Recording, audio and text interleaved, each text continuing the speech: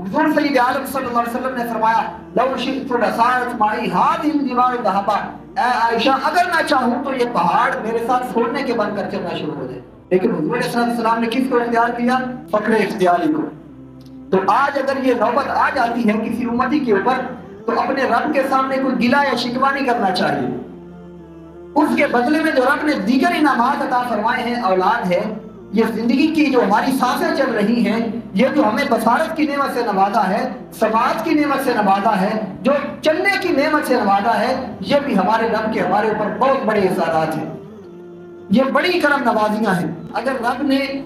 کوئی ایک نعمت نہیں دی تو دوسری نعمتوں کو یاد کریں کہ رب نے مجھے ان انعامات سے نوازا ہے،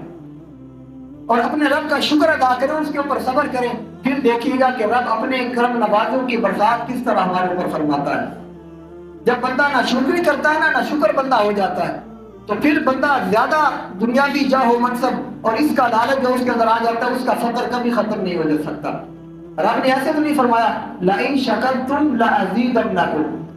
اگر تم میرا شکر ادا کرو گے تو ہم تمہیں اور زیادہ عطا فرمائیں گے،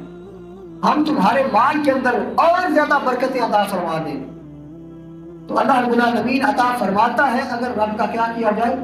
شکر ادا کیا جائے۔ پھر خالق کائنات نے ارشاد فرمایا فَأَمَّا الْيَتِيمَ فَلَا تَقْهَرْ، کہ اے محبوب بس کسی یتیم پر سختی نہ کیجیے۔ اب حضور سید عالم صلی اللہ علیہ وسلم کی جب ولادت باسعادت ہوتی ہے تو اس وقت حضور علیہ السلام یتیمی کی حالت میں تھے،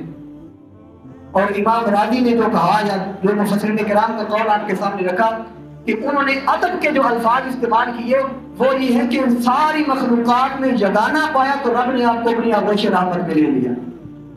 یہ سرکار کی بارگاہ ہے، اس میں الفاظ کا چناؤ خوبصورت ہونا چاہیے۔ تو فرماتے ہیں فَأَمَّا الْيَتِيمَ فَلَا تَقْهَرْ، کہ اے محبوب کسی یتیم پر سختی نہ کیجیے۔ نبی کریم علیہ السلام جانتے تھے کہ اگر کوئی یتیم ہو تو اس کے اوپر کیا اثرات مرتب ہوتے ہیں، اس کو کن حالات کا سامنا کرنا پڑتا ہے، اسی لیے حضور صلی اللہ علیہ وسلم نہ صرف خود یتیموں کے ساتھ شفقت اور محبت سے پیش آتے تھے بلکہ اپنے اصحاب کو بھی اس بات کی تلقین کرتے تھے کہ جب کسی یتیم کو دیکھو تو اس کے سر کے اوپر دست شفقت رکھو، جتنے ہاتھ کے نیچے بال آئیں گے رب اتنے گناہوں کو معاف فرما کر نیکیوں کے اندر تبدیل فرما دے۔ کوئی شخص حضور کی بارگاہ میں حاضر ہوا تو نبی کریم علیہ السلام سے ایک شکایت کی، عرض کیا کہ یا رسول اللہ میرا دل بڑا سخت ہے، دل کی سختی کی شکایت کی۔ تو نبی کریم صلی اللہ علیہ وسلم نے اس کا کیا حل ارشاد فرمایا؟ حضور صلی اللہ علیہ وسلم نے فرمایا یتیم کے ساتھ محبت کرو اور مسکین کو کھانا کھلاؤ، رب تیرے دل کو نرم فرما دے گا۔ دل کی نرمی اگر ہم چاہتے ہیں، ہمارے دل کیوں سخت ہے؟ اس لیے نا کہ اگر کوئی ہمارا بھتیجا یا کوئی بھی ہمارے رشتہ داروں میں سے ہمیں کوئی یتیم نظر آ جائے تو ہم اس کے مال کے اوپر قبضہ کر لیتے ہیں۔ ہمیں ان احکامات کا ہی پتہ نہیں ہے کہ اگر یتیم کا مال ہمارے پاس ہے تو ہم نے اس کو کیسے صرف کرنا ہے، کن کن امور کے اندر ہم خرچ کر سکتے ہیں۔ یتیم کا مال ہم اپنے کاموں کے اندر لگا رہے ہوتے ہیں، مسکین کا مال اپنے قبضے میں لے لیتے ہیں، اور یتیم بیچارہ جو ہے وہ چچے کی طرف، ماموں کی طرف یا جو بھی اس کا سرپرست ہوتا ہے اس کی طرف دیکھتا رہ جاتا ہے، سارے کا سارا مال اس کا ہڑپ کر جاتے ہیں، اور پھر کہتے ہیں نہ مسجد کے اندر دل لگتا ہے اور نہ مال کے اندر برکت آتی ہے۔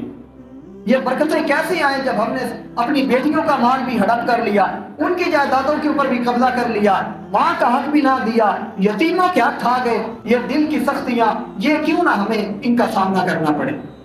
تو اگر چاہتے ہیں کہ یہ ساری کی ساری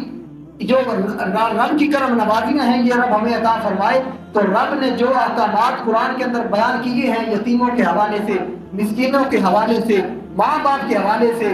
یہ یا بیواؤں کے حوالے سے، یہ سارے کے سارے اگر ان کے اوپر عمل کریں گے تو پھر معاشرہ سدھرے گا۔ ہر بندہ اگر ان کے اوپر عمل کرے گا تو پورا معاشرہ سدھرے گا، اگر معاشرہ سدھرے گا تو پورے کا پورا ہمارا جو ملک ہے اس کے اندر اسلامی نظام نافذ ہوگا، اور پھر ہم یہ کہہ سکیں گے کہ رب کی کرم نوازیوں کی برسات ہمارے اوپر ہو چکی ہے۔ ہم خود سنوریں گے تو ہمارے حکمران سنوریں گے،